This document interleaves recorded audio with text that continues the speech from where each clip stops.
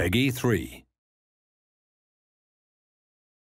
Disney's Baloo the Bear is about to celebrate his 50th birthday, so we're taking a look at one of the most unique games contained in the Disney Afternoon collection, TaleSpin.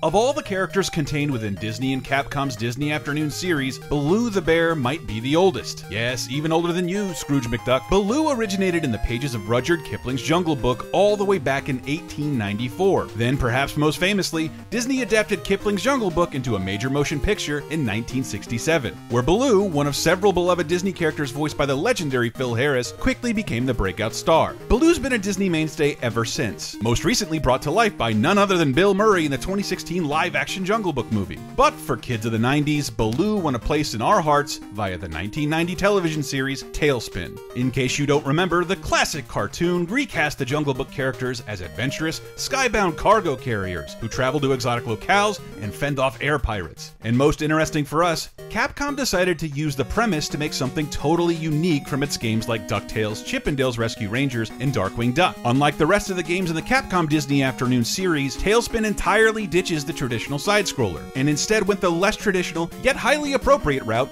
of making a full-on flight shooter. For you folks aware of Capcom's pedigree, this was a fairly serendipitous move. As far back as 1984, Capcom had helped pioneer the flight genre with 1942 in arcades, and better still, Capcom knew how to convert this occasionally difficult genre into something more approachable on home consoles, and in TaleSpin's case, a little more family-friendly. But perhaps the most wildly innovative approaches to the genre was the ability for Baloo to steer the iconic Sea Duck upside down and backwards. By piloting in all directions, not only did this make avoiding objects more fun, Baloo could fend off Don Carnage and his fleet of air pirates both in front of and behind him. Even better, allowing players to dictate the pace of the level allowed them to go back and grab more cargo loads in order to accumulate extra cash. Because after all, even in the game, Baloo is still working for Rebecca Cunningham and the hire-for-hire shipping business. Baloo could return to Cape Suzette between stages and purchase permanent upgrades to his plane from Wildcat the Mechanic. Similar to any other flight shooter, deft maneuvering and precision timing are the keys to success. However, this gets a whole lot easier to do once your mini Sea Duck is speedier, stronger, and has triple enhanced firepower under the hood. Making the game even more distinct are the bonus levels hidden in each stage, where Baloo's sidekick, Kit Cloudkicker, can surf the skies on his trusty airfoil, as well as the towering bosses that conclude each of TaleSpin's unique stages, all leading up to the final encounter with Don Carnage's colossal airship,